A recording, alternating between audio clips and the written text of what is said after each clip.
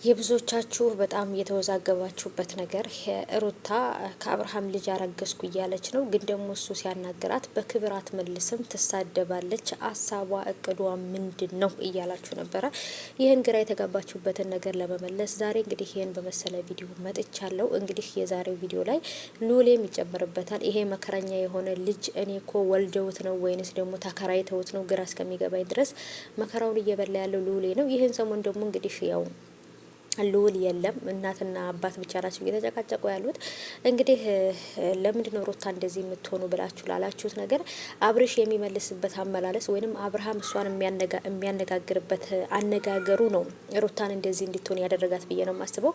በእርግጥ አብርሃምና ሩታ እንደተለያዩና ወረቀት እንደተፈራረሙ በህጋዊ መንገድ እንደተፋቱ ልጃቸውን ደግሞ በጋራ እንደሚያሳድጉ እንደተስማሙ ነው ብዙዎቻችሁ የምታውቁት። ግን ደግሞ እውነቱ ይህ አይደለም። እውነቱ ያለው አብርሃምና ሩታ ጋር ብቻ እንጂ እኛ ጋር አይደለም ማለት ነው። የተፋቱበት ምክንያት ወይንም ደግሞ ሁሉም ነገር እንዳላለቀና በመሀል እንደተቋረጠ ነው ብዙዎቻችን የምናውቀውና አብርሃምም እሷን የሚያናግርበት መንገድ ትክክል አይደለም፣ እሷም እሱን የምታናግርበት ነገር ትክክል አይደለም። ምን ይሻላቸዋል?